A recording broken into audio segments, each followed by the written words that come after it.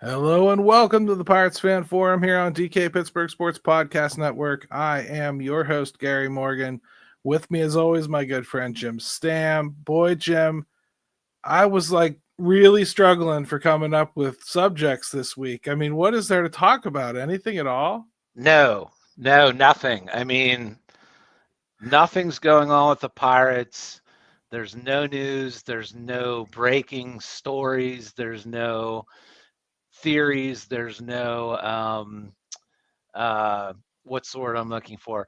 No, there's nothing going on at all. I mean, I saw Jason Mackey went on with Filipponi and went through the misquote gauntlet again, and it's just over and over again. That, in fact, that might be the biggest trade so far of the offseason. We have already traded Noah Hiles for Jason Mackey again. Yes.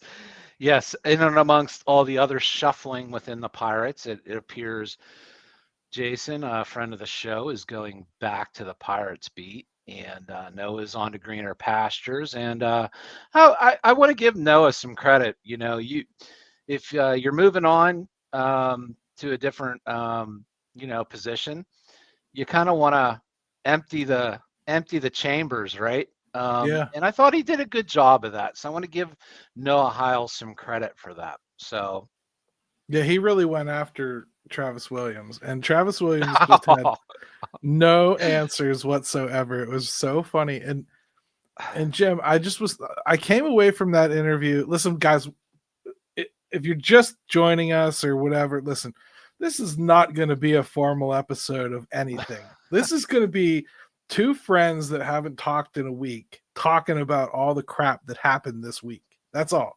All right. So get your cheesecake out. Let's do some Golden Girls. This is two old dudes talking baseball. Two old ladies talking baseball. So, but dude, yeah, Greg's right. Period. Full stop. He had so many gems in that one. Like, what my favorite, I thought, the one that I couldn't get out of my head, was that we don't want to lose momentum. Well, yes, you do. Yes, you do, my friend. You absolutely want to lose that momentum. The momentum is going in the wrong direction. You actually need something to help it stop and turn on a dime. You know, like, you don't want to keep this train rolling. You know, he just didn't have good answers. And part of that is, let's be honest, man, job number one is making sure that the arrow never gets firmly pointed back at anybody else. Right? Yeah.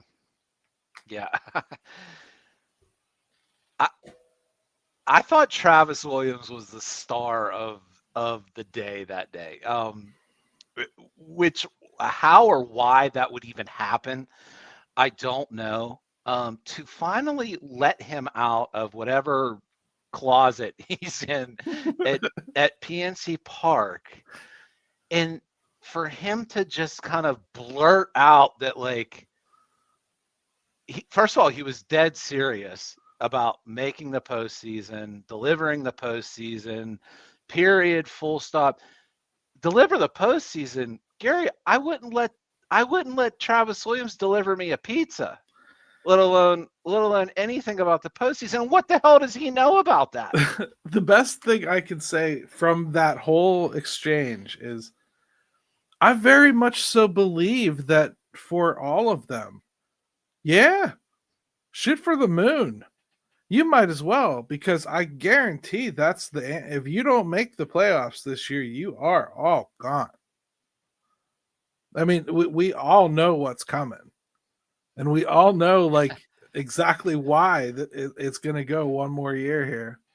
They don't want to start something fresh before they potentially have to shut it down. It seemed like one of those where, screw it, we're all done anyway if we can't get it done. And so I'm just going to say things that are sounding super confident and hope by some miracle it works. It was so funny. It was like, oh, I mean, like I don't know, man. It had like an air of desperation to it. Like he was like doggy And what are paddling as best he could. This dude truly has no idea what he's talking about. I don't even know what approach that they think they're taking. I really don't. I don't. I'm floored. And to make matters worse, like, geez, Jim, let's move the ball forward a little bit because we got a lot of ground to cover. Then you know, of all things, you move forward and you fire Oscar Marin, and the pitching side of things gets addressed or gets worked over. The pitching's worked. You know, now I've seen things. I'm glad I was slow about talking about it. Okay, I really am, because it leaked out slowly that the players had been talked to and they were involved, and maybe it wasn't all so rosy and peaches and cream, and some of the pitchers seemed to think they could have done better. You know what I mean? And man, I feel compelled to just insert here, while I didn't see this coming. I I think it's fair to note that, like, a team that lost 90 plus games, I don't know that I want to stand in the way of anything changing. You know, something's got to change, right? They return everything as is. Ugh, what Yeah, I think what it comes down to is like I guess most people getting the news would have thought if there was one area that they wouldn't touch, it might have been the pitching, right? You know, like the hitting, you can go there. You can go to the GM. You can go to Rebello getting let go at third base. He's had his share of interesting things happen to him with sends and things of that nature. I just think that's what caught people off guard. Is not that there's not a reason for it. yeah. It's just that, like, if you were ranking things you thought might change, that would be the one kind of down at the bottom of the list. So it just catches everybody by surprise. And I have no problem with changing this anyway. I mean, like, think about this for 5 seconds. Do you when you found out they were changing the pitching coach, you were shocked by it? I'm sure you were taken aback by it, and you were like, basically, why would you mess with anything there? The way the pitching's going, that was probably your first thought. We've talked about this enough that I feel pretty confident saying that's where we both feel, right? Sure. So after you come to that realization with this team and where they are with pitching and everything, and you kind of like look at the situation, and then you hear all of the stuff involved for how they got here and came to the decision, all I could think to myself was, how much better could you possibly get? Like, let's say Don's right and like you can improve a little bit. This is basically like finding ways to get the last drop of lemon juice out of the rind after you've made margaritas, and like, uh, you might improve a little bit, you might, but You'll the margin's so small there, right? Yeah, it does tell me though, I would have to guess is that it was probably more than just a couple guys had some things to kind of complain about. It sounds to me like to make this type of change, you've got you've got some pretty you've got a number of people saying things aren't going well, and that they're more dysfunctional, and it can't maybe be corrected. Wouldn't you think? Because not everybody's getting along with everybody, but it has to be enough. I'm sure there were a few players that were basically like, yeah, I'd be okay if you moved on from him. I'm sure there are a few that straight up had issue. I mean, I know there were, but I look at like the overall body of work, and it surprised me that they went that route. I just didn't think that they would bother touching that. It just seemed like it was working so well. That said, if maybe Don is preaching from the pulpit, and he's got a deacon standing over there on the other side preaching something different, or holding out resentment about his former boss being let go. We don't know what's going on there. Yeah, okay. Let's talk about the Don Kelly angle to this, right?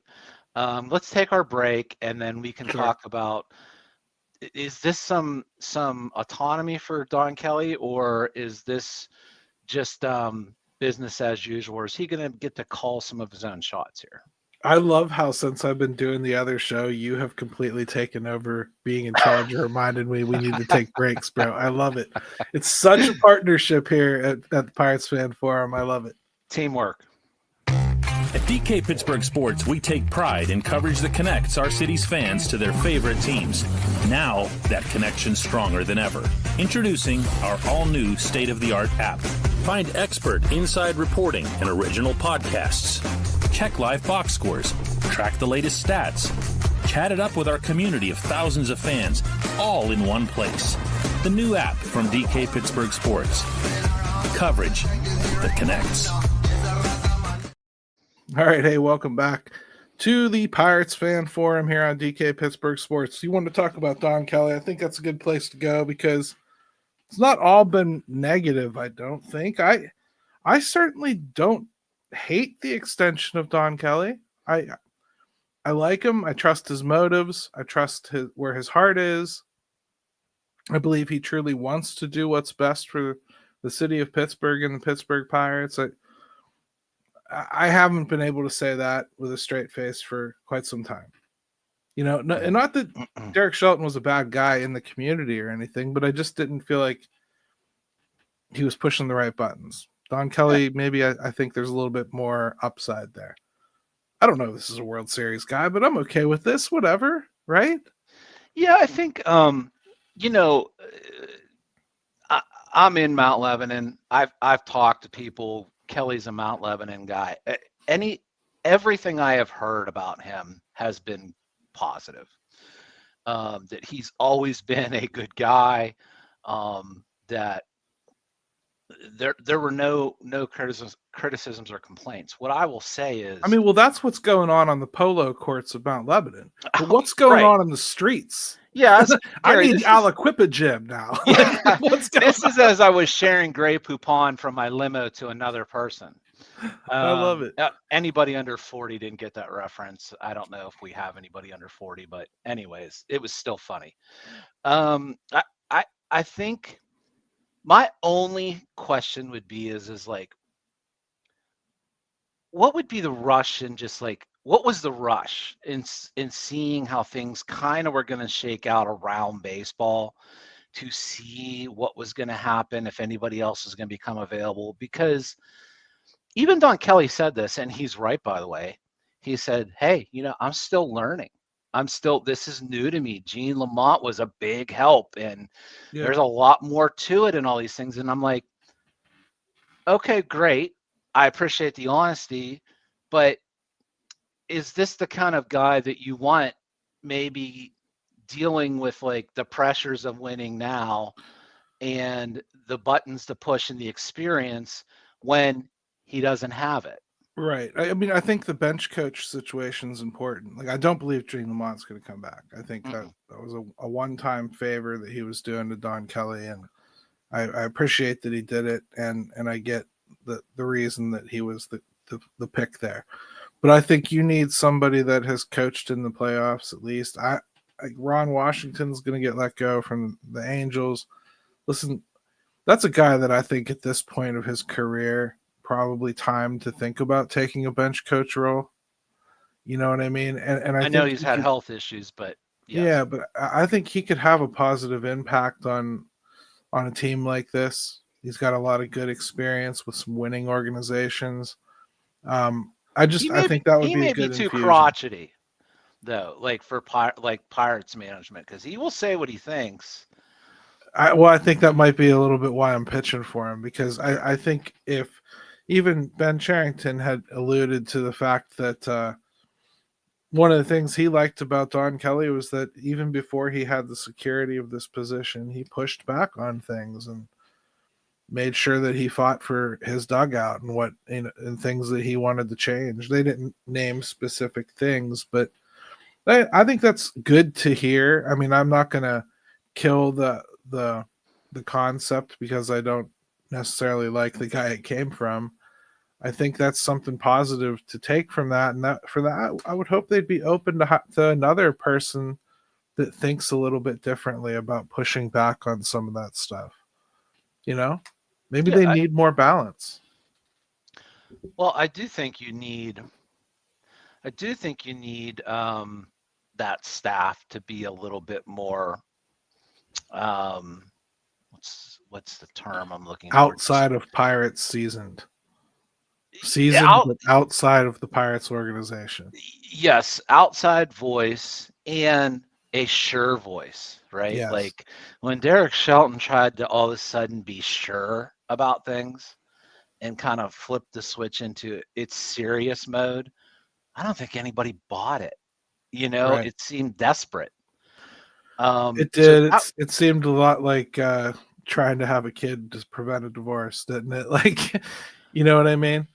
Right. Yeah, you're just somebody that like all of a sudden who's been a screw up, and now all of a sudden he's going to be serious about things, and you're supposed to listen to that person as a boss or whatever. Right.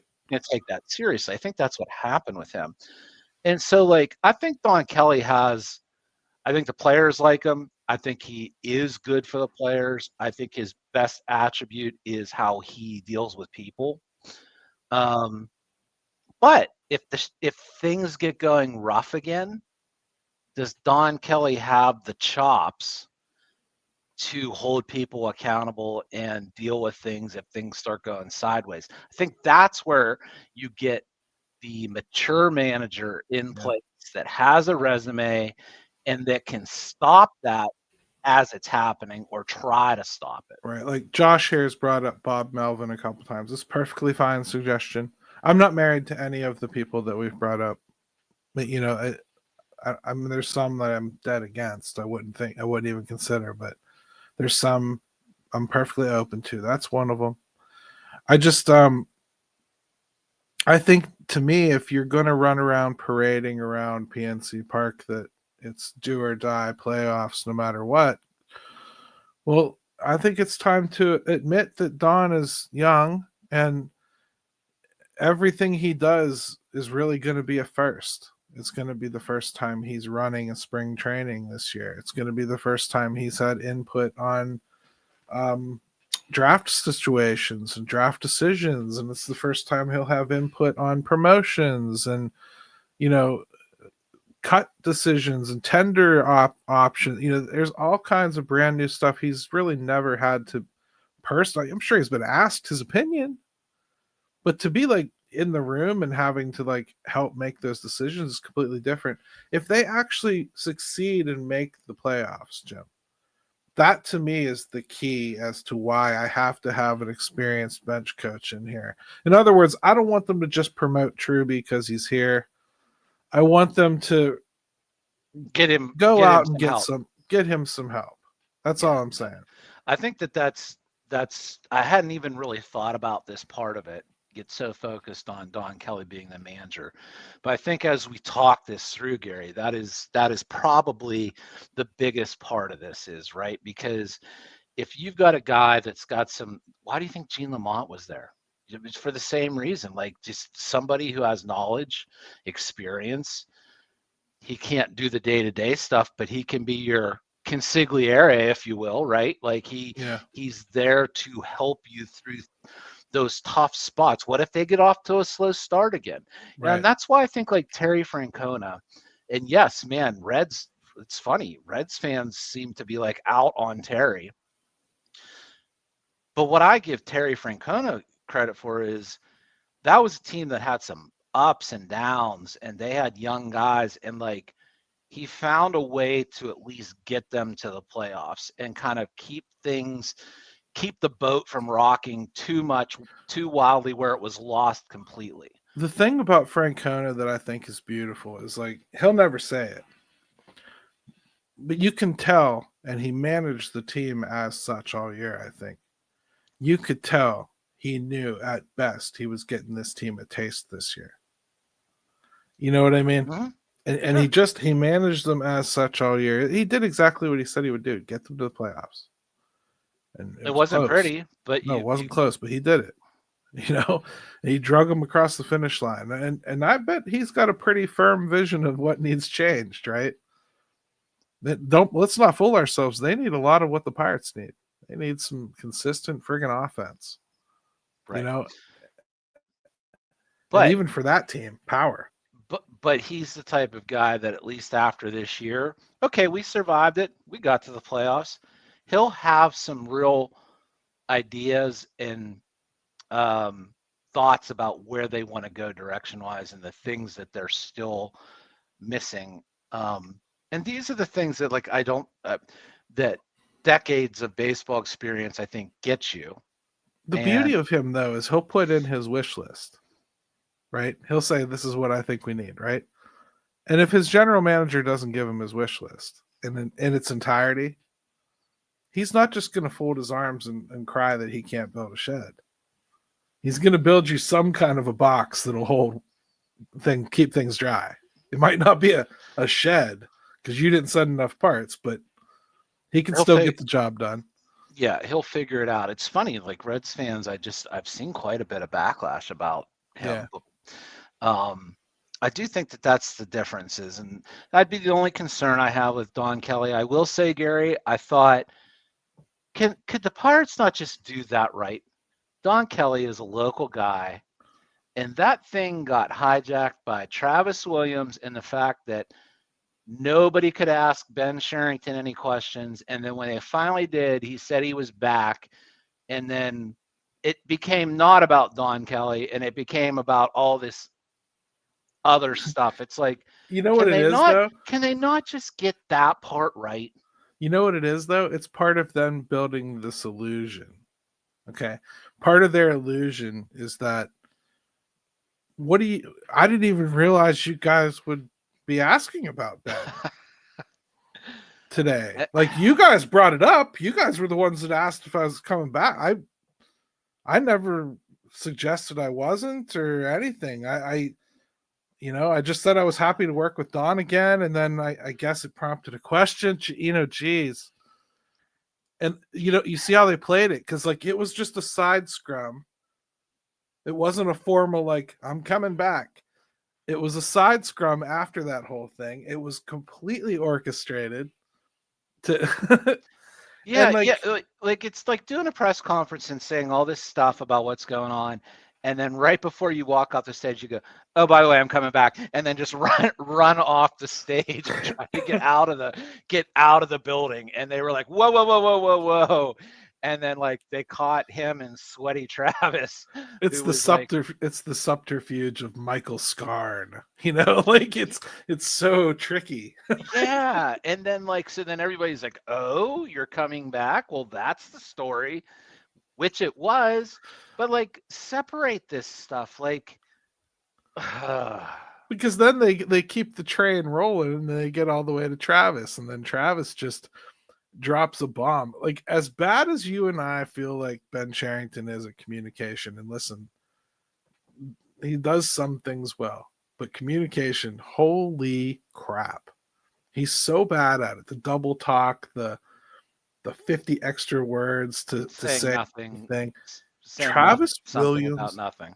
Travis Williams makes him look like Socrates. Mm-hmm. I mean, it is awful, dude. But why was he out there, Gary? Honest to God, was he just trying to go to the bathroom and someone caught him and was like, "Hey"? It was announced beforehand. Like, I saw Noah Hiles tweet out that he was going to be speaking too, and my first thought was like, okay, they're announcing that Ben Sherrington's staying too. That was my first thought when they said, "No." I thought Williams would do that. That's the way I thought it was going to go, is they were going to do the Williams thing into Ben Cherington, and then they would invite Don Kelly up on stage and announce that, and then that would be the taste in the mouth you're left with, even though people would have way more questions and come back to it and everything. The thing is, what they're trying to do is have Bob escape having to talk. That's why Travis had to show up. Yeah. But he's going to have to. Because what they didn't anticipate is that a lot of us, especially me, are like, first and foremost, well, why isn't Travis fired? Like, I want to talk about that. You know, so like, sure. that And can only be answered by one other mofo. Yeah, who wasn't? Who knows where Bobby was? It just makes me laugh. It was like he came out, and in his mind, Travis was saying, "Don't say making the postseason. Don't say making the postseason. Don't say making the postseason." And somebody went, "Travis, tell me," and he went, "Making the postseason. Full stop. Period." Yeah, we're all in. It was just so. Look, I don't mind the goal because, frankly, Jim, it should be. That should be their goal. Like, of course, we're making a lot of fun of it, and we're bashing them for saying it. But in all sincerity, it should be their damn goal. But out of the other side of their mouth, we've also come to find out it doesn't really sound like they plan to spend a whole lot more. Right? And we don't really know their plan moving forward or how they're going to address it. So do you feel like there's going to really be anything different? I asked my listeners on Locked On this morning, and I might as well ask it here too, because I'm dying for your answer. All right. You didn't want Ben Cherington really to do anything at the deadline, right? Well, now that he's staying, do you feel the same way? Do you want him to just sit on his hands? Would you rather at this point they just go with kids? I think if you go around this diamond and the mound and everything they have at their disposal, and you decided to just say, screw it. This is a sandbox we're playing in. F it. No, we're not even going to go out and get anybody. It's not worth it. Just not going to do it. I don't think the team gets backwards. I think they kind of move forward anyway. I just do. I almost would prefer that. If you're going to bring in like Tommy Phams and whatnot, spare me. Just do kids. It's interesting because Greg, think on it for a minute. No, I'll go with the comment first, and then I'll think of it. As Gregory Hoyle earlier in the chat said, I don't want Pirates to do anything of significance this offseason. I have no confidence in Cherington. But this is the problem, though, right? That, and a question I think both of us have asked for quite a while, which was, guys, if he's back, what do you want him to do? Because like, if he just sits there and does nothing, because you don't trust him, and that's what you hope for, well, that's another year of Paul Skeens, right? Like, so. Are you okay with that? Are you okay with wasting it? If we don't do anything and we get marginally better by a few games, 5 games even, I'd rather just die trying, even if the guy who's going to be pulling the levers hasn't exactly been a great puller of levels since he's been here. Right. I'm just saying, like, the Pirates have put us in this kind of position now. This is where we're at. You know, you don't trust the general manager to do anything, but you know he has to do something. And I just don't think anybody has a real clear understanding or feeling or even direction they want to point that this team should actually go. Like, I think if I really tried, Jim, I think I could make a pretty damn compelling argument to just leave things go. I really do. I think I could make a pretty compelling argument that I'll have a top 5 pitching staff next year. If I just leave everything go, I'll have a top 5 pitching staff next year, and I'll hit slightly better. I'll be at least like between 20th and 25th if I just do nothing. You're probably right in a vacuum, in the sense that that very well could be. For me, though, it comes back to I just don't want to waste another year of Paul. And so, like, I want to at least try. Like whatever that means for the Pirates, let's just at least try to get better more than marginally. So Like, let's take it out of the logic tree a little bit further then. Okay. okay. You're right. Got to do something then. Let's say that's something. I feel like not going to regress if they don't do anything. So I feel like that's my baseline. I feel like very slight upward trajectory if we do nothing. As soon as you make a trade, that's doing something, right? So you're going to take something away. Let's say it's Mitch Keller. Say it's Mitch Keller, and they trade for another Spencer Horwitz type. I think that's realistic. That's a major league ready bat that has hit 15 home runs in the league. You know what I mean? I think that's a logical swing at a bat. And you may not like to hear that. And I'm not saying that's all you'd get for Mitch Keller, but I don't think you're going to get 2 or 3 major league hitters, right? No. So I think you're talking about one major league ready hitter, unless you're going to do a contract swap with somebody where you eat contract, they eat contract, you're just flip flopping the paying. If you can find that, more power to you. But if you don't do something like that, I can no longer guarantee what I said, because now you've shaken the foundation of a lot of what I'm building that pitching staff on, right? Now I have no veteran leader, as much as I believe in Paul.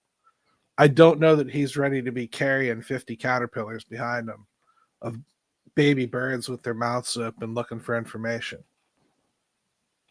You know what I mean? Yeah, I mean, I think everybody gets stuck on the Mitch Keller thing because it's the most obvious way to try to get something. Ideally, you'd be able to keep Mitch, and their payroll, they've been able to shed some payroll. Sure. And you would just add whatever it is you got. It was on offense. However much money you have, that it goes to offense, and you keep Mitch Keller. Ideally, that's where I would like to go with it. I think where the Pirates always seem to never have the leverage, right? If they're shopping Mitch Keller, teams know why, right? That they want to A, get a bat, B, get the salary off the books. And I just feel like I wish, if they're going to be coming at it from that angle, then yeah, I'd keep them and just try to maybe shoot for something more realistic than the other way around, which would be not quite getting what you wanted from Mitch Keller because you feel like you have to get rid of him. Right. And I feel like, man, what a message to send to. I mean, it's a message that they've sent repeatedly. But you're talking about, you've extended 3 guys here, and now you're talking about trading the second of the 3. Yeah. Like, what does it mean when you sign here? Nothing. Why do we care about them getting extended at all? Because in many cases, they're not even getting to the point where they would have reached free agency. You know what I mean? Like before we're like right away talking about trading them. So what kind of message does that send? Well, I think we all know that when anybody signs an extension with the Pirates, you won't see the end of it with them in Pittsburgh. Yeah. Whether that's Kutch, whether that is, I could foresee a situation where Brian Reynolds has a good season and they think about moving on from him. Like if you wouldn't do it now because you're not going to get. He did not have a good year, but I think that's just the reality for Pirate fans. Is like, even if you get an extension signed, they're not planning on paying that full amount out. there'll be a time when they're going to move on from them anyway. And maybe many small market teams think that way. It's probably not just the Pirates. Yeah. The issues are like haymakers today, my friend. We're going to have to take another break. And when we come back, let's talk about the future of Andrew McCutchen, brother.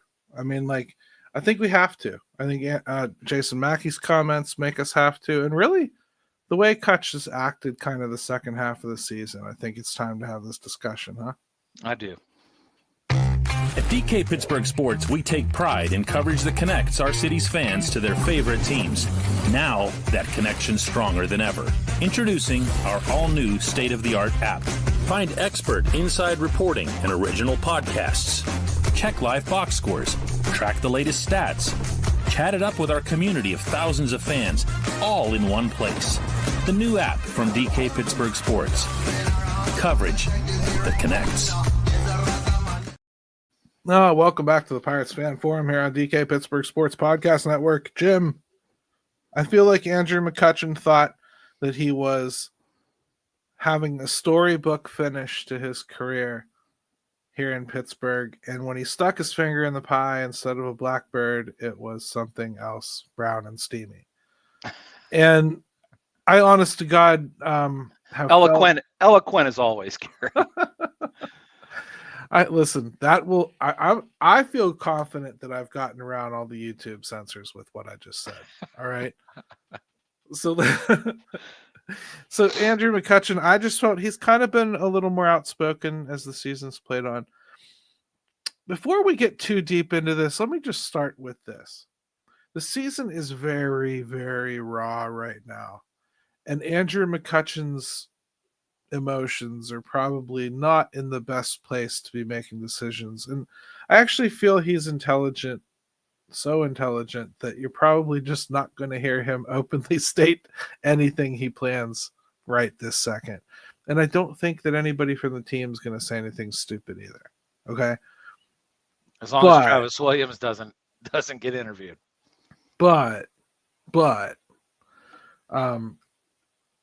I think it's getting harder to justify having an Andrew McCutchen who his main bitch really, Jim, is that he wants to play more. And I don't think he produced like somebody that should play more. And I don't want this to be an ugly divorce.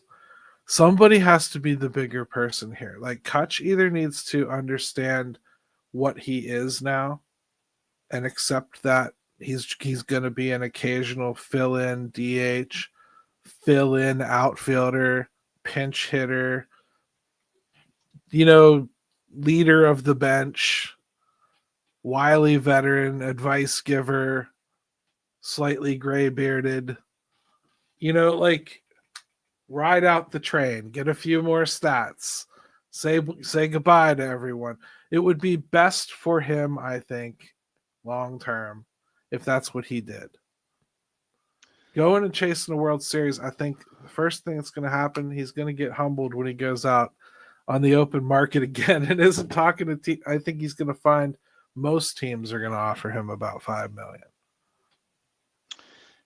Yeah, and let's just look at numbers first and foremost before we put emotions into this, okay? This is a team that is starving for offense, starving for it. Andrew McCutchen had 551 plate appearances this year.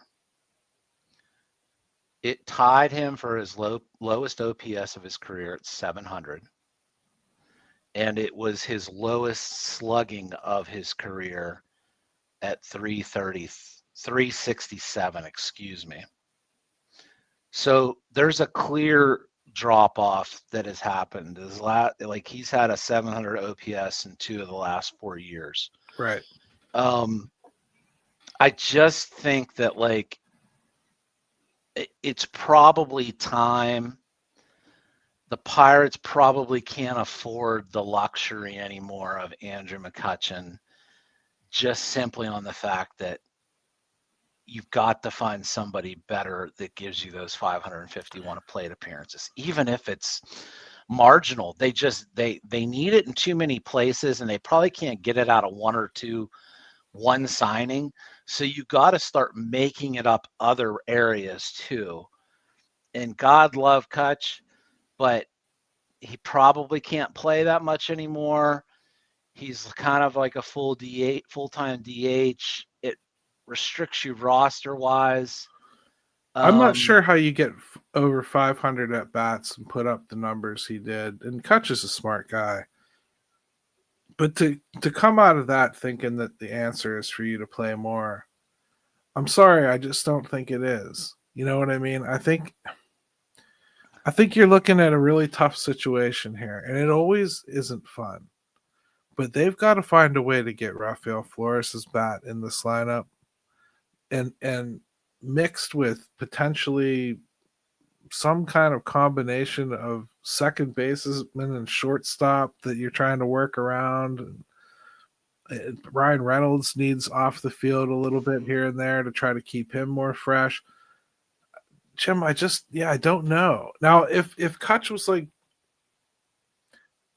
pretty open about being cool with taking a reduced role or whatever, I think I would be much more inclined to like have him be on the bench and like have that limited role. I want him around for all the feels and all the reasons, right? But no team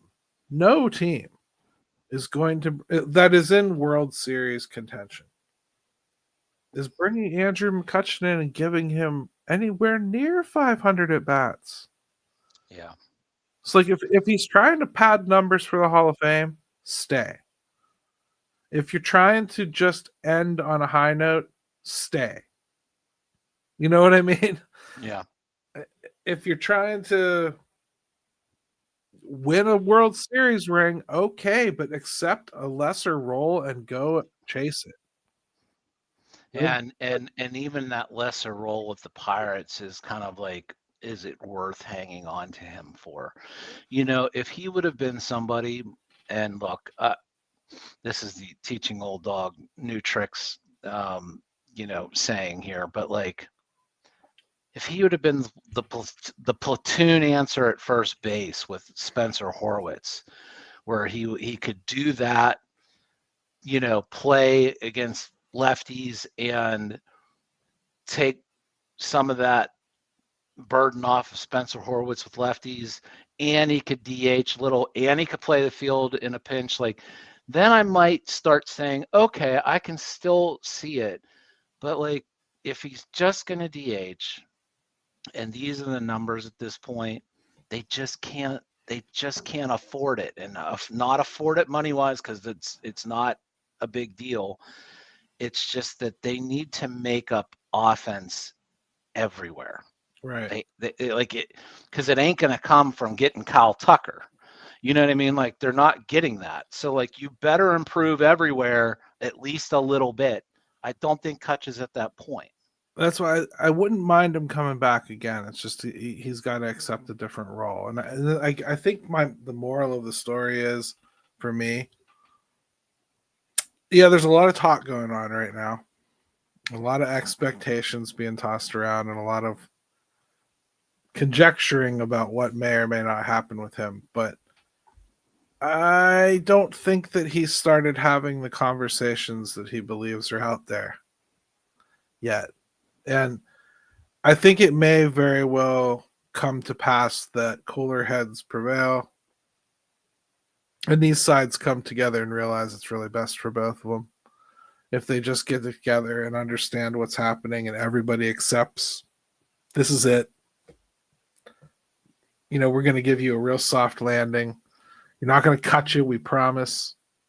If we could carry Alexander Canario all year, we can carry you all year.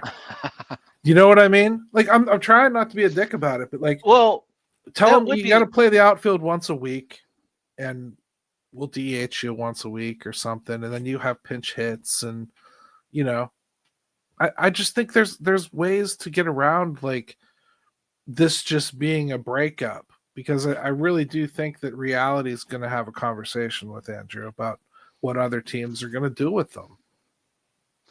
Yeah, and there's something to be said about how much he's even interested in doing that, because it sure seemed like he just wanted to kind of stay, and he valued that. being with his home with his family and things of that nature. So I don't even know if he's willing to do that. I think he spoke up a little bit lately, and that probably doesn't sit well. Well, let's That call a spade a spade. I don't think he likes Ben Cherington, and I don't blame him.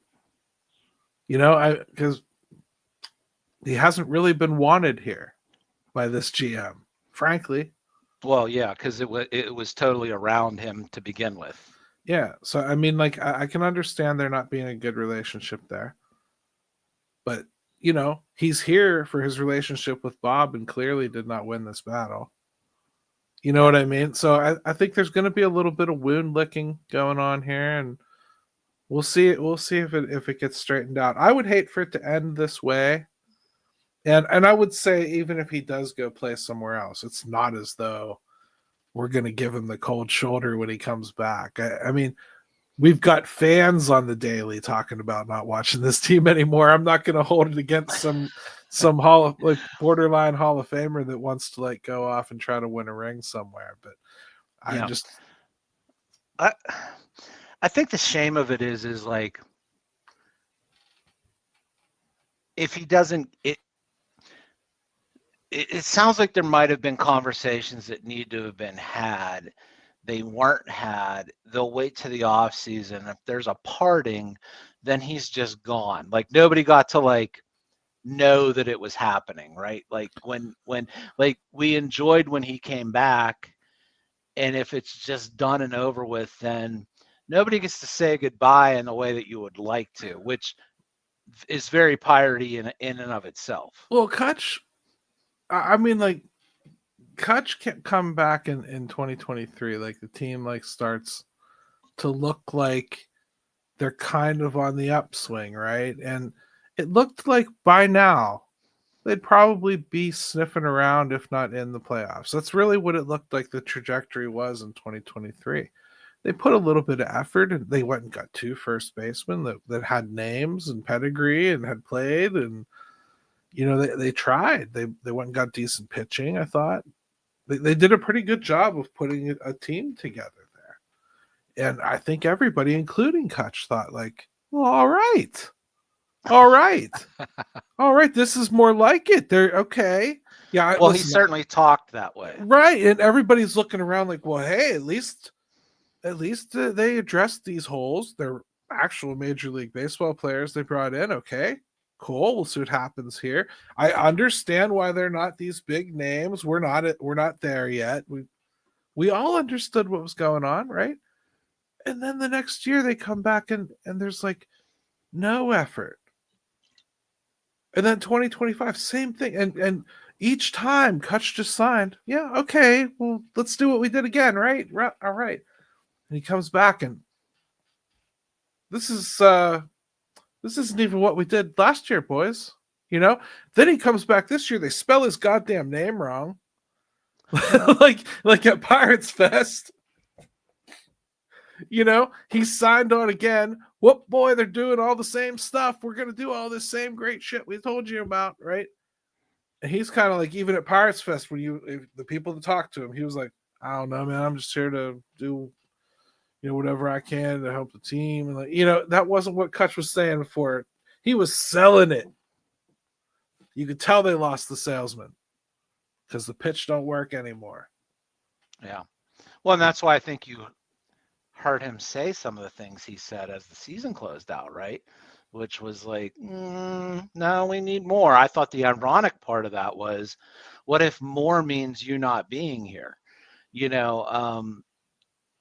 But Kutch still has pride, and he wants to win, and he wants to contribute, and I will not fault him for any of that.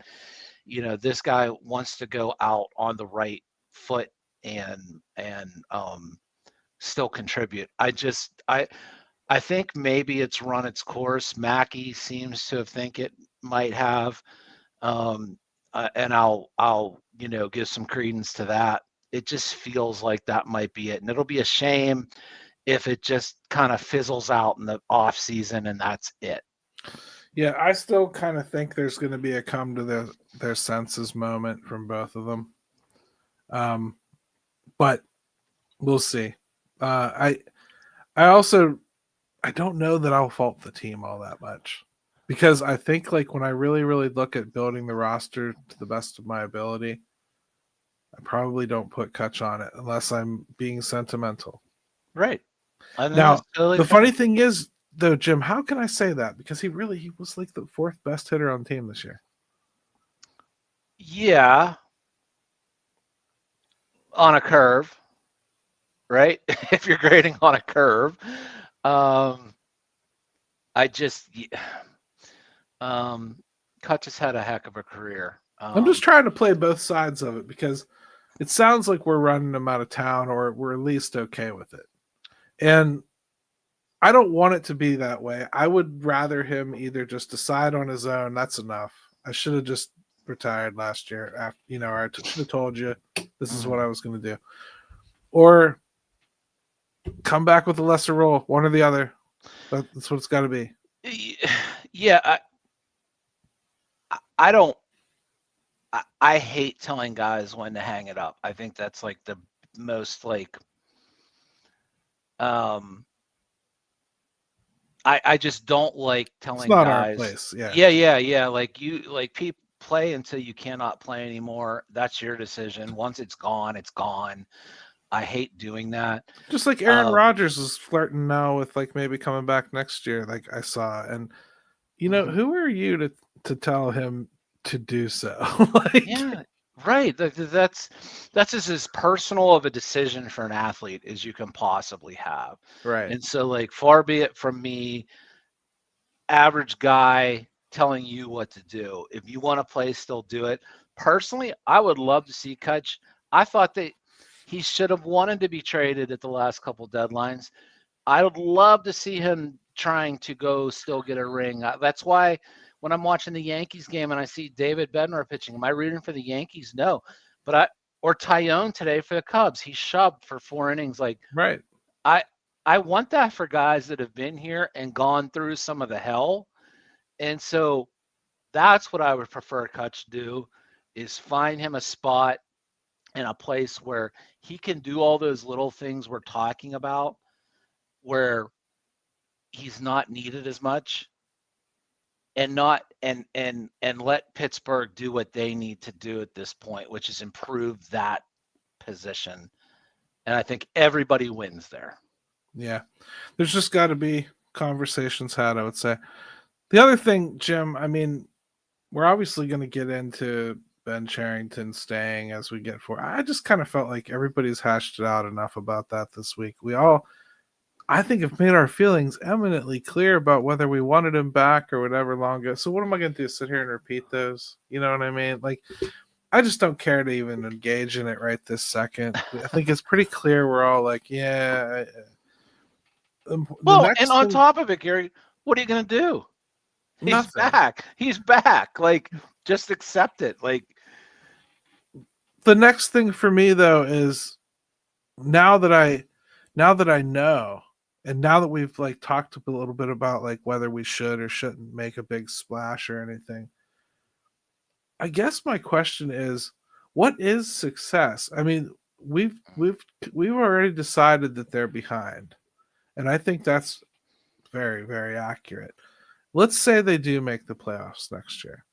Well, they're still behind, because by 2026 they were supposed to be like division winners. Do you see this turning into a division winner next year? I think an awful lot would have to go right.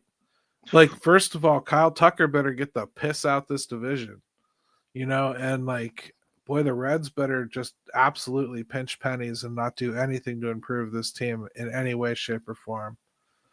And then we better hope for a couple Tommy Johns too out of their starting rotation. The Brewers, they better quit having their devil magic that they stole from the Cardinals.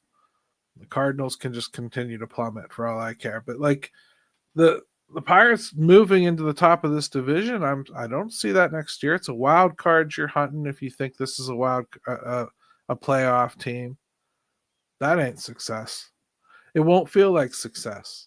If the Pirates got next year what the Reds got this year, this fan base will blow up almost worse than they did this year, even with the news of Charrington coming back. Well, boy, we need another hour because that's a really interesting topic right there, right? Oh, maybe there's a poll question in there somewhere. That's a good one. It's like if the Pirates did what the Pirates do what the Reds did this year, is that enough? Is that cool? All right, I'm putting that one. I'm bookmarking that one, Gary. I'm gonna steal it. All right. I guess anything else you wanted to touch on from this week, Jim? I mean, like I think we touched on all the drama. Travis Williams, silly comments. Happy about Don Kelly. Anything else? Well, it's funny, so much has happened that you're worried you missed something, and I don't think we did. I mean, the playoffs are going on. Yes. They're actually interesting. I mean, like, it's really been fun, actually. So, yeah, I think like the playoffs have been pretty compelling. The storylines have been compelling. We're getting now down to the point where I do think you're going to start seeing the teams with kind of the stars. They'll separate themselves, and they'll be the difference makers, which is, the Phillies are interesting this year, I think. And we could see if the Brewers are for real or not, because this is a team that won 97 games. And me and you both aren't real convinced that it's real. I'm not at all convinced. I truly don't think they can. And I don't like sitting around for a week at this stage. I know there's a lot of bumps and bruises, and I'm sure that helps some guys. And you get your full complement of pitching and everything. But you also get completely out of rhythm. And maybe that's actually good for Philly because they were kind of stumbling a little bit, stubbing their toe a few times toward down the stretch. So maybe the break there. But the Brewers are just one of those well-oiled machines that I'm not 100% sure I'd want to stop if I lived up in Alaska. No, I can see where the Brewers are a team that would not want to stop, right? Like, I think it all comes down to situationally, too. Like, if you've got a bullpen that's tired, probably good to get the rest. But if you're a team that's like kind of clicking and you're hitting well, I think you don't want to stop, right? Like you'd rather keep playing. And then it just comes down to now, once we get past this series is, what pitchers show up and when they get 2 starts in a 5-game series, if they dominate, boy, they're going to be awfully tough to beat, which is why, boy, would it be great to get Paul Skeens in the playoffs so we could just maybe see what that looked like, Gary. Something else I wanted to talk to you about, I remembered now. This is more of a major league subject. All right.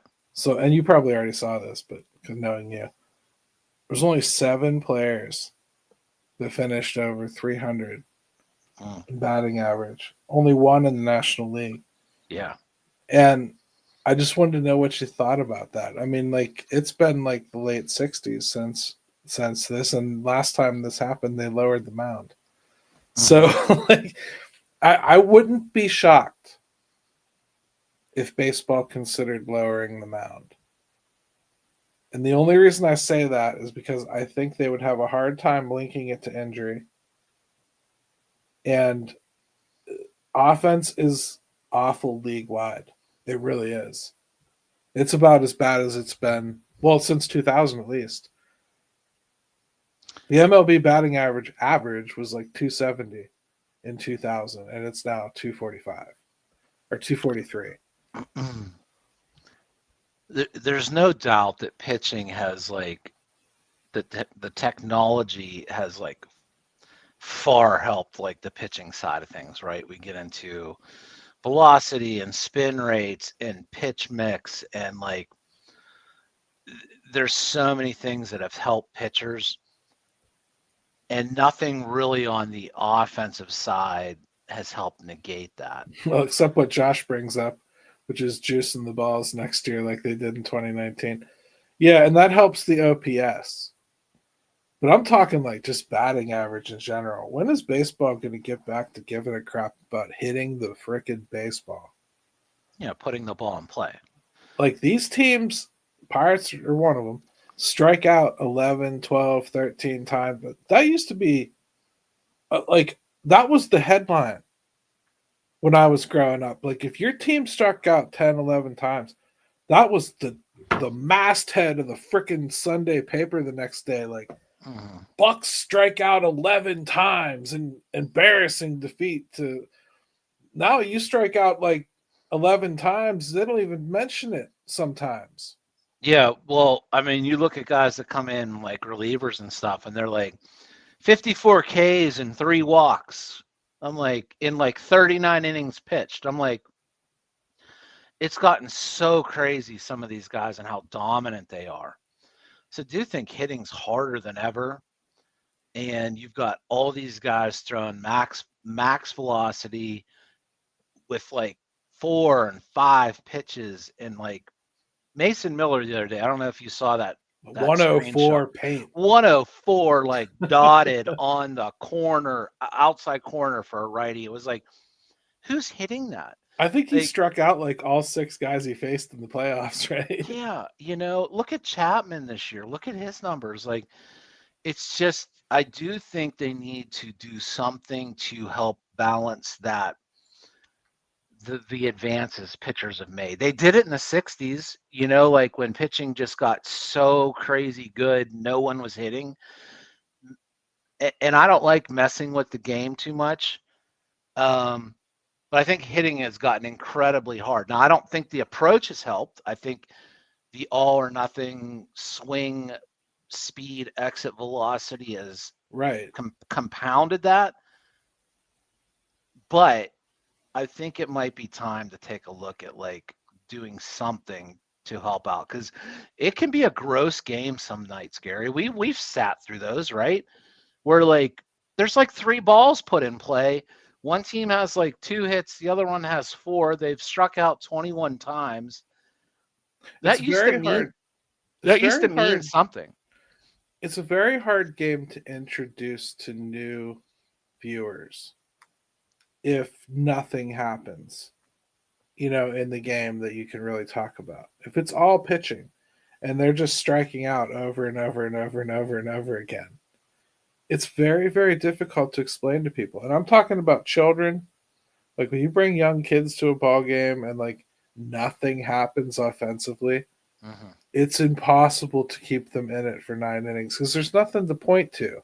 As an adult, I can appreciate a whole game of being pitched like that, but you need offense for newbies and to attract new people to the game, right? And I don't mean just home runs. I mean like action on the base paths, and people, they've tried a couple things, but fool's gold. The base is bigger. They're not throwing over. I don't want to screw up pitching right now. That would be horrible for the Pirates. Like, but they've got to do something to recapture. And this is after they took sticky stuff away, for God's sake. Yeah, they've tried to do some things, right? But I don't know how you fix it, but it's really it's not being coached, to be honest. It's coaching that the home run and the walk add up to being more important than the average. But I just don't believe that's the way the game was intended to be played. I think it's an uglification of the sport, and I just want players to recognize it again and realize like that batting average matters. Yeah, I think you've seen the baseball and the NBA. You've got like the NBA is all 3-pointers. I know exactly where you're going. The nerd stuff in it is like they found a way to optimize the game, which wasn't really the intention of it, but it works. Yeah. Or it's certainly a path to the same outcome, and so they figured that out. And I think they've thought of a lot of things in these sports to keep it good, and I don't know, pure is not the word, but like exciting. but optimization has really, really kind of affected those two sports. Totally right. Anyways, next week I'm traveling for work, Jim. I don't think we're going to be able to get together to do a show. Just going to be too difficult. So we're probably going to have to skip a week, everybody. But we'll come back bigger and better the next week. And I'm sure the Pirates won't do anything interesting in that time period. Well, maybe they'll give us an off week, hold that Kyle Tucker signing off, the Alex Bregman signing until we can get back on the air, because I'd hate to miss that. Would you? Would you not too? Right. I mean, if you're going to hand out, $500 million in contracts, don't do it this week, Pirates. Right. Give us a freaking break. Right. Right, I'm Pirates. so tired of all the signings and the good news. Stop it. I mean, who knew it, Jim? But we could get tired of all the winning. We really could. I mean, being a Pirates fan, you're just so blessed. You have the best management team in baseball. Everything they touch is gold. Yes. I mean, sometimes I feel silly asking questions, quite frankly. Well, yeah, I mean, leave it to the experts, dude. They're clear. Listen, here's what everybody needs we need to end on, and everybody needs to rest easy. Travis Williams has got this. He's got it. Full stop. Full stop, period. Everybody rest easy. I'll see you in Valhalla. I love it. Take it away, Ben. Let's go, Bucks! Yeah, buddy.